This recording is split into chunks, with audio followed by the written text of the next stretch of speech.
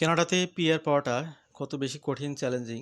বর্তমানে যারা express এন্ট্রিতে, provincial nominee প্রোগ্রামে, বিজনেস মাইগ্রেশনের বিভিন্ন প্রোগ্রামে অপেক্ষমান রয়েছেন, তারাই বিষয়টি হাড়ে হাড়ে টের পাচ্ছেন।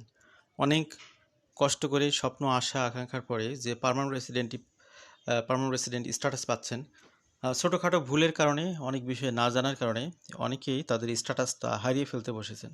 আজকের আলোচনা মূলত কানাডাতে পিআর হওয়ার পরে আপনাদের কি কি মিস্টেক হতে পারে, কি কি বিষয় মনের অজান্তে আপনারা করে ফেলতে পারেন, যেগুলোর কারণে আপনার স্ট্যাটাসটি ল্যাপস হয়ে যেতে পারে, সেগুলো নিয়েই তুলে ধরবো। যারা এখনও পিআর হননি, পিআর হতে যাচ্ছেন, তারাও তথ্যগুলো জেনে নিতে পারেন। এগুলো তাদের জন্যেও এখানে কার্যকরী হিসেবে ভূমিকা রাখতে পারে পরবর্তী সময়ে। তো কানাডা এবং কানাডার বাইরে যে যেখান থেকে শুনছেন, সবাইকে স্বাগত জানাচ্ছি আজকের এই গুরুত্বপূর্ণ আলোচনায়। Canada PR mistakes that can put your status at risk in 2026. তো বিভিন্ন তথ্যপাথ্য অভিজ্ঞতা থেকে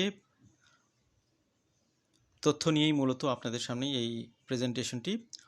earning permanent residency in Canada is one of the most significant milestones in an immigrant's life, but the day you receive your confirmation of permanent residency is not the end of the immigration process. বিষয়টা হলো যে PR status নিয়ে থাকা অত্যন্ত risky একটা status. কী কারণে?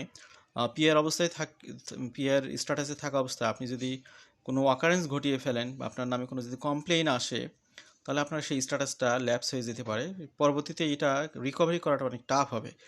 তো এই জন্যে যারা পিআর হোল্ডার হয়ে যাবেন, তাদের প্রতি আমার পরামর্শ হলো অ্যাট এ গ্যালেন্সে প্রথম চান্সেই সিটিজেনশিপ লাভ করা। সিটিজেন হয়ে গেলে আপনি আপনার স্বাধীন মতো, ইচ্ছা মতো আপনি পৃথিবীর বিভিন্ন প্রান্তে ছড়িয়ে ছিটিয়ে থাকতে পারেন, কানাডাতেও বসবাস করতে পারেন, সেক্ষেত্রে সমস্যা কম। কিন্তু পিআর অবস্থায় থাকাটা আসলে রিস্কি, কারণ হচ্ছে ইচ্ছা অনিচ্ছা অনেক ধরনের ঘটনা ঘটে যায়।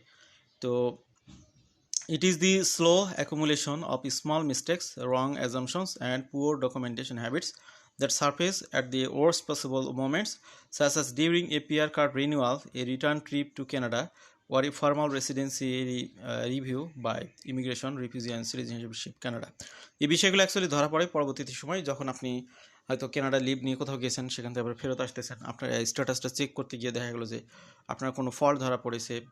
আপনি যখন পিআরটা রিনিউ করতে যাবেন, তখন বিভিন্ন ধরনের ফল্টগুলো ধরা পড়তে পারে।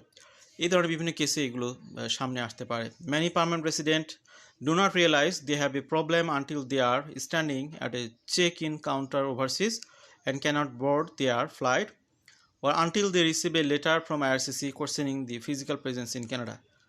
তো এবার আমরা বিষয়গুলো আরও পয়েন্ট টু পয়েন্ট কথা বলবো। What Canada PR status actually means. PR status নিয়ে সবাই আপনারা জানেন যে এখানে কানাডাতে সিটিজেনশিপ হওয়ার একটা গুরুত্বপূর্ণ ওয়ে হলো, সিটিজেনশিপ লাভের একটা গুরুত্বপূর্ণ ওয়ে হলো পিআর স্ট্যাটাস। মূলত বিভিন্ন প্রোগ্রামের মাধ্যমে যারা কানাডাতে সিটিজেন হতে চান, তাদের প্রথমে পিআর স্ট্যাটাসে কনভার্ট হতে হয়, এরপরে পিআর থেকে এখানে সিটিজেনশিপের জন্য তারা আবেদন করতে পারেন। সরাসরি কানাডার সিটিজেন হওয়ার জন্য কোনো প্রোগ্রাম নেই। পৃথিবীর কিছু কিছু দেশ আছে যারা সরাসরি সিটিজেনশিপ প্রোগ্রামে ডিল করে, যেমন তার্কি। এখানে যেমন পাসপোর্ট রেসিডেন্সি, আপনার ইনভেস্টমেন্ট প্রোগ্রামের মাধ্যমে সরাসরি পাসপোর্ট হোল্ডার হওয়া যায়। কানাডাতে কিন্তু এরকমটা হওয়া যায় না, আগে পিআর হইতে হয়। তো এবার আমরা মূল কথায় চলে আসি। কী কী প্রবলেমের কারণে সাধারণত পিআর স্ট্যাটাস নিয়ে আপনি সমস্যায় পড়তে পারেন, সেগুলো ওয়ান বাই ওয়ান আমরা কথা বলবো। Permanent residency obligation explained under section 28 of the immigration and refugee protection act. তো এখানে পার্মানেন্ট রেসিডেন্ট হওয়ার জন্য ফিজিক্যালি আপনাকে 730 দিন অবস্থান করতে হবে 5 বছরের মধ্যে। এখন বিষয় হলো, ধরুন 5 বছরের জন্য আপনি পিআর কার্ড পেলেন। এই পিআর কার্ড পাওয়ার পরে আপনি কানাডার বাইরে যে কোনো প্রান্তে, পৃথিবীর যে কোনো প্রান্তে আসা যাওয়া করতে পারেন, কিন্তু ফিজিক্যালি প্রমাণ করতে হবে যে আপনি কমপক্ষে 2 বছর বা 730 দিন অবস্থান করেছিলেন। এবং পরবর্তী সময় যখন আপনি পিআরটা রিনিউ করতে যাবেন, যদি আপনি সিটিজেন হতে না পারেন, তাহলে তো আপনাকে এই 5 বছর পর রিনিউ করতে হবে। তখন আপনাকে বিভিন্ন তথ্য প্রমাণাদির মাধ্যমে উপস্থাপন করতে হবে যে হ্যাঁ, আপনি এখানে 730 দিন অবস্থান করেছিলেন। তো এই ক্ষেত্রে অনেকেই অনেক ধরনের ভুল করে থাকে। The 5-year period is rolling window, not a fixed block starting from the day you landed. তো এটা মূলত হচ্ছে বাই রোটেশনে এটা চলতেই থাকবে। তা এই বিষয়টি এভাবেই চলে, আপনারা হয়তো অনেকেই জানেন। তো এই জন্য বিষয়গুলো খুব ভালো করে খেয়াল করতে হবে।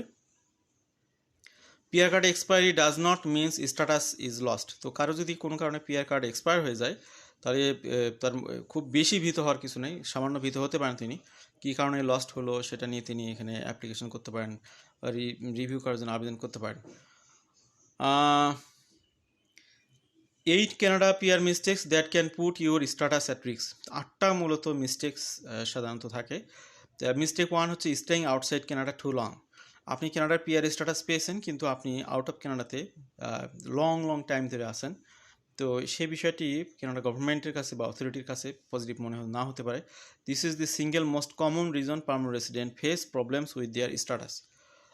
The 730-day residency obligation means you must spend at least 2 out of 5 years physically present in Canada. If you leave Canada for an extended period, whether for family obligation, business, caregiving, or personal reasons, those days outside Canada do not count toward 730-day total unless a specific exception applies. The common scenario is permanent resident who spent their first 2 or 3 years in Canada accumulates close to 730 days and then leaves the country for 2 to 3 years, assuming they are in the clear. এখানে একটা বিষয় ভালো করে খেয়াল করুন যে দেখা গেলো যে কেউ হয়তো কোনোভাবে টেনে 730 দিন কমপ্লিট করে এরপরে তিনি 3-4 বছর ধরে কোনো খবর নেই। 4 বছর তো হলেই তো স্ট্যাটাসে থাকবে না, এগুলো এক নাগারে 2 বছর ধরে খবর নেই। এই ধরনের বিষয়গুলোকে সাসপিসিয়াস অবস্থায় দেখা হয়। By the time they apply to renew their PR card or try to return to Canada, the ruling 5-year window has shifted forward and the days they accumulated early on the leave fallen outside the window. The result is a shortfall that can trigger a finding of non-compliance with the residency obligation. তাহলে দিনের ক্ষেত্রে আপনি হয়তো 730 দিন complete করেছেন কিন্তু residency যে obligation সেখানে নন কমপ্লায়েন্স হিসেবে এটা পরিগণিত হতে পারে। এই জন্য এই বিষয়গুলো ভালো করে খেয়াল করবেন যে আপনি যাতে বছরের পর বছর আপনি কানাডার বাইরে অবস্থান করতেছেন, খবর নাই, হঠাৎ করে যখন পিআর স্ট্যাটাসটা শেষ হয়ে যাচ্ছে তখন তড়িঘড়ি করে আপনি এখানে আবার আসতেছেন, এই বিষয়গুলো সন্দেহের চোখে তারা দেখতেছে। সেকেন্ড যে ইস্যু সেটা হলো mistake 2, assuming all time abroad counts toward residency. Some permanent resident believe that any time spent outside Canada while working or studying or living with a spouse still count toward their residency obligation. That is not the case. The exceptions that allow time abroad to count are narrow and specific and they require proper documentation. তো বুঝতে পারতেছেন এটার Bangla translate করার কিছু নেই। For example, accompanying spouse who is a permanent resident not a Canadian citizen does not automatically count unless that PR spouse is working full-time for a Canadian business or the Canadian public service abroad. Simply living with a Canadian PR spouse outside the country does not satisfy the exception. Many PR who assume that their time abroad is covered only discover the problem when they apply for PR card renewal or PRTD and IRCC rejects their claim. এরপর third যে mistake সেটা হলো যে not keeping proof of time in Canada. অনেকে দেখা গেল কানাডাতে আসতেছেন যাচ্ছেন কিন্তু তিনি কোনো ফ্লাইট বুকিং, আসা যাওয়া, তারপরে হচ্ছে আপনার পাসপোর্ট স্ট্যাম্পিং, এগুলো উপযুক্ত তথ্য প্রমাণিত দিয়ে আপনি যদি শো করতে না পারেন তাহলে কানাডাতে অবস্থান করার পরেও সেগুলোকে আপনি প্রমাণাদির অভাবে এই কাউন্ট হবে না এগুলো। Number 4 mistake, living Canada two close to the 730 day limit.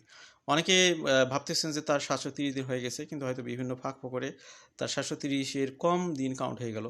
এর ফলেও কিন্তু অনেকের এখানে বাই মিস্টেক তাদের এই স্ট্যাটাসটা ল্যাপস হয়ে যেতে পারে। এই মিস্টেক 5 হচ্ছে applying for a PRTD without strong evidence. A permanent resident travel document is a temporary document issued by IRCC that allows permanent resident outside Canada without a valid PR card to board a commercial carrier and return to Canada. It is normally valid for a single entry.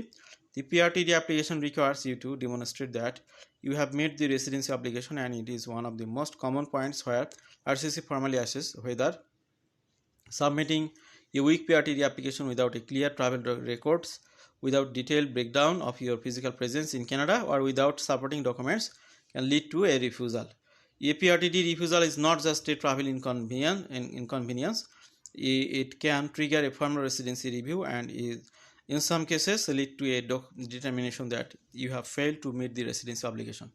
Number 6 যেটা সেটা হলো ignoring a residency review or refusal. Ignoring a residency review or refusal, IRCC determines that you have not met the residency obligation.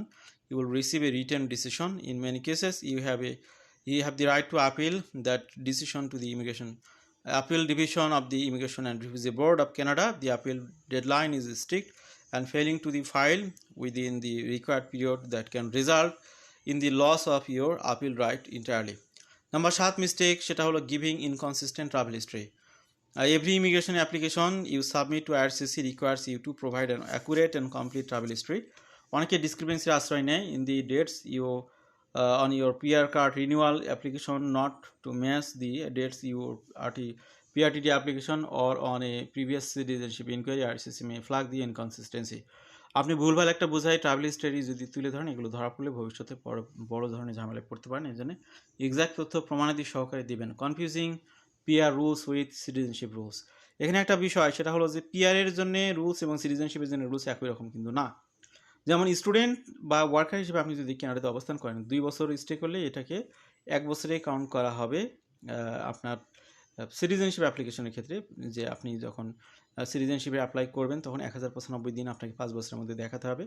সেক্ষেত্রে PR হিসেবে সেক্ষেত্রে আপনার out of পিআরে যে সময়টি আপনি কাউন্ট করেছেন সেগুলোকে 50% 1 বছর পর্যন্ত ধরা হবে। তো এই ধরনের কিছু বিষয় আছে যে আপনি সিটিজেনশিপ অ্যাপ্লিকেশনের সাথে এটা যদি গুলাই ফেলেন তাহলে একটা সমস্যা হতে পারে। কানাডাতে ফিজিক্যাল প্রেজেন্সের প্রয়োজন 730 দিন, পিআর হিসেবে 5 বছরের জন্য 5 বছরের মধ্যে 730 দিন দরকার আপনার পিআর রিনিউয়ের জন্য। আর সিটিজেনশিপ প্রসেসিংয়ের জন্য দরকার আপনার 1095। এখন 1095 দিন কীভাবে কাউন্ট করবেন? এটা পিআর কার্ডের মেয়াদের সাথে সংশ্লিষ্ট না। আপনার দেখা গেল যে আপনি 2 বার পিআর কার্ড রিনিউ করলেন, যেই সময়ের মধ্যে আমরা 1095 দিন ফিজিক্যাল ডে আপনি স্টে করতে পারবেন তখনই আপনি সিটিজেনশিপের জন্য আবেদন করতে পারবেন। আর পিআর রিনিউটা হচ্ছে পিআর কার্ডের সাথে সংশ্লিষ্ট। পিআর কার্ডটা যখনই এক্সপায়ার হয়ে যাবে তার আগেই আপনাকে 730 দিন একদম প্রমাণাদির মাধ্যমে দেখাতে হবে যে আপনি এখানে ফিজিক্যালি অবস্থান করছিলেন। Other mistakes that can create risk, এটা আপনারা চাইলে দেখে নিতে পারেন, এটা পড়বো না। When time outside Canada counts toward the residency application. এখানে রেসিডেন্সি অ্যাপ্লিকেশনে the immigration and refugee protection act recognize a limited set of circumstance where time outside Canada can count toward 730 day residency obligation. If you are a permanent resident accompanying a Canadian citizen, spouse or common law partner who is living outside Canada, your days abroad may count as days of physical presence in Canada for residency obligation purpose. তো এখানে যে যে কারণে আপনি পিআরের 730 দিন count করতে পারেন out of কানাডাতে, যদি আপনি আপনার স্পাউস যদি সিটিজেন হয়ে যায় তার সাথে আপনি যে ডেগুলো পার করতেছেন সেগুলো এখানে কাউন্ট করার সুযোগ আছে বলেই তারা অভিহিত করেছে। এরপরে if you are a permanent resident child accompanying a Canadian citizen parent outside Canada, those days may also count. তারপর বলা হচ্ছে if you are employed outside Canada on a full-time basis by a Canadian business or by the Canadian federal provincial public service, the day spent abroad in that employment may count. If you are a permanent resident accompanying a PI spouse, common law partner or parent who is themselves employed full-time abroad by a Canadian business or the Canadian public service, your days may count well. তো কোন কোন ক্ষেত্রে এটা count করা যাবে সেটা এখানে তুলে ধরা হয়েছে। আজকের আলোচনা থেকে অনেকেই অনেক তথ্য পাবেন, এটা আমি বিশ্বাস করি। ভালো থাকবেন সবাই, আল্লাহ হাফিজ, আসসালামু আলাইকুম।